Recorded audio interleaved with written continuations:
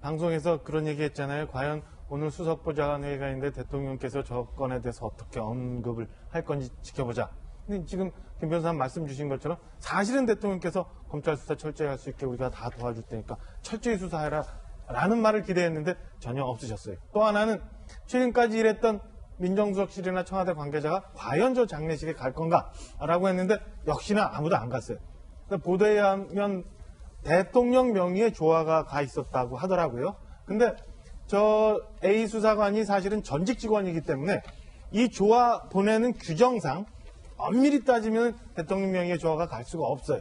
그렇다면 이거는 청와대 안에서 저 장례식에 대해서 저 A 수사관에 대해서 어떻게 할 건가에 내부적인 토의가 저는 있었다고 추측을 합니다. 백원우가 갈 건지 조국이 갈 건지 아니면 지금 누가 갈 건지 조화만 보낼 건지. 그렇죠. 조화만 보낼 건지 조화도 안 보낼 건지. 왜냐하면 저 규정상 전직 직원이고 또 뭐 그렇기 때문에 원래는 저게 안 가게 돼 있어요. 그럼 어디선가 대통령 명의의 조화를 보내자라는 결정이 있었던 결정체가 있을 겁니다. 그렇다면 청와대가 뭔가에 대해서 준비하고 고민을 했는데 대통령 말씀 하나도 안 했어요.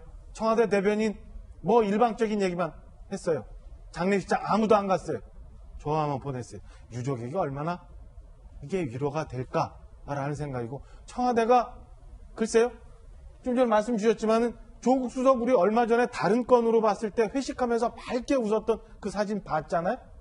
그 사진에 그 회식 자리에 저 A 수사관도 있었을 개연성이 있어요. 그렇게 즐겁게 같이 우위를 다지고 힘든 업무를 같이 했던 그 직원인데 조국 수석, 백원우 비서관 아무도 가지 않은 이게 저는 보면 옹졸함을 넘어서 비겁하다는 생각이 듭니다. 이게 인간적인 정리가 저렇게 하면 되는 게 아니라고 저는 생각해요. 자, 청와대 말이 맞든 청와대 말이 틀리든 검찰 수사가 진행되고 있는 만큼 지켜봐야 하겠으나 인간의 도리, 인지상정의 이야기를 지금 해주신 건데 자, 백원우 비서관의 주장대로 아무 문제 없었고 정상적인 인척이었고 고민정 대변인 말대로 청와대는 오히려 울산 고래고기 때문에 이 행정관이 갔다라면 의문의 죽음 앞에서 왜 아무도 안 갑니까? 박용진 의원님 왜 아무도 안 가요? 가야죠. 백원우 비서관 가야죠. 고민정 대변인 가야죠. 인간적 정리를 지금 얘기하시는 거는 뭐 이해를 합니다. 맞는 말씀인데 솔직히 가실 수 있겠습니까? 지금 조국 전 장관이 같은 그 공간에서 일했다, 같은 민정수석실에서 일했던 부하 직원이다 이래서 지금 가실 수 있겠어요? 그리고 백원우 전 민정비서관 솔직히 갈 수 있겠어요? 그 언론의 온갖 추측과 오해와 이런 것들이 난무하고 또 이렇게 다 할 텐데 가고 싶어도 못 가겠죠. 그런 자리들이 있습니다, 여러분. 가고 싶어도 가지 못하고 슬픔을 전하고 싶은데 제대로 전하지 못하는 경우도 있습니다. 그런 경우에 뭐 저도 그런 적이 있으니까요. 저하고는 좀 다른 경우입니다만 시간적 제약 때문에 혹은 공간적 제약 때문에 못 가게 되면 저를 대신해서 저희 아내가 간다든지 저를 대신해서 저희 의원실에 수석 보좌관이 간다든지 이런 경우 있습니다. 그러니까 뭐 여러분들께서는 그냥 아니 뭐 같이 일했는데 왜 못 가 이렇게 얘기할 수 있습니다만 사실 조국 전 장관이 저길 갔다 그러면 그걸 가지고 관련해서 얼마나 많은 얘기들이 있겠어요. 그러니까 그게 유족들에게 무슨 위로와 도움이 되겠습니까? 그거를 너무 야박하다 이렇게만 얘기하실 문제는 아닌 것 같고 청와대의 대응에 대한 지적은 그거는 공적 기관이 대응하는 것과 관련해서니까 얼마든지 비판할 수 있습니다만 이제 사실은 조국 전 장관과 백원우 민정비서관은 전직 청와대 관련자들이고요. 이제 개인적인 게 개인이 됐으니까 그 관련해서 여러 가지 추궁을 받거나 비판을 받는 건 공직에서 있었던 것과 관련된 일이기 때문에 그 부분에 대해서는 책임 있는 대응이 필요합니다만 지금 그분들은 사인이기 때문에 이와 관련해서 거기 갔다 안 갔다를 가지고 너무 야박하다를 가지고 얘기하시는 건 아닌 것 같고 아까 박정화 대변인께서 말씀하셨던 청와대의 적절한 위로 조치를 어떻게 하는지는 아마 청와대에서 적절하게 고민을 하고 있지 않을까 싶습니다. 네. 그건 제가 청와대 근무해 본 적도 없고 지금 청와대 관련해서 이래라 저래라 할 입장이 아니기 때문에 그 부분은 좀 이렇게 상식적으로 봐주시고 그리고 엄밀한 대응과 또 엄정한 수사 이거는 또 별도로 지켜봐 주시면 고맙겠습니다. 예, 말씀 주신 것처럼 엄밀한 수사 지켜봐야 할 것 같습니다. 자, 그런데 이 숨진 고인의 주변인들의 진술과 관련돼서 아직 중요한 의혹이 남아있단 말이죠. 바로 이겁니다. 민정실 대단히 위험. 청와대 파견 후 대체 무슨 일이? 동료들 진술로 재구성된 상황 한번 살펴보시죠. 첫 민정실 파견 땐 들떴다는 거예요. A 수사관이 B 동료에게 새로운 일이 참 재밌다 라고 얘기를 했었다는 거죠. 그리고요. 별동대로 파견하고 나서는 위험성을 토로했다는 진술도 일부 알려지고 있습니다.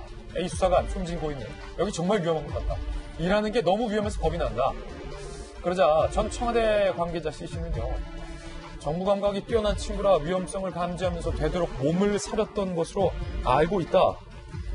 라고 얘기한 진술도 지금 나오고 있습니다.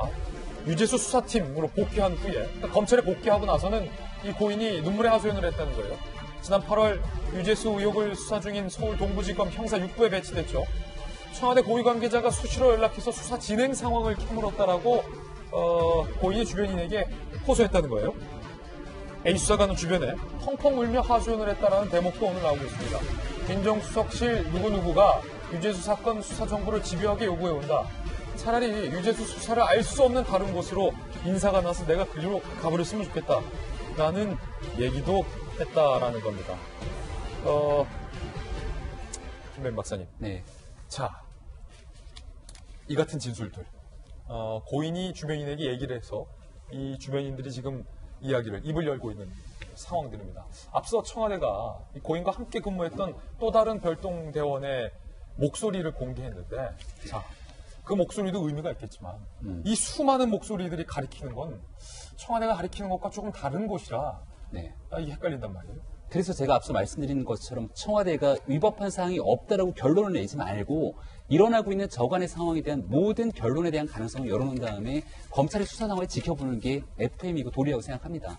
지금 이 사건은 두 가지로 볼 수 있는데요. 첫 번째는 청와대 특감반에 몸을 담았던 수사관의 상황입니다. 과거 능력이 출중했기 때문에 이명박 정부 시절에도 청와대에 파견을 갔다는 거예요. 그럼 과거에 있었던 일과 현재 일어나고 있는 일의 위법에 대한 정도에 대한 위험성들을 충분히 감지했기 때문에 옆에 있는 사람들에게 얘기했을 거라는 것이고, 청와대를 나오고 나서는 검찰 동부지검의 형사 6부로 갔는데 여기는 유재수 전 부시장에 대한 수사를 담당합니다. 본인은 소속돼 있지 않지만 알려면 알 수 있는 과정이 있었고, 청와대 민정실에서 관련된 내용들의 정보를 달라고 이야기를 한 것이 지금 보도되고 있는 것처럼 사실이라면 이건 공무상 기밀 누설에 대한 굉장히 심각한 범죄 행위가 될 수 있습니다. 그런 압박 속에 고통, 심적 스트레스를 받았던 것은 아닌지에 대한 유추가 되고 있기 때문에 휴대폰에 대한 면밀한 수사를 통해서 이 사건의 진실이 곧 밝혀지지 않을까 생각이 됩니다.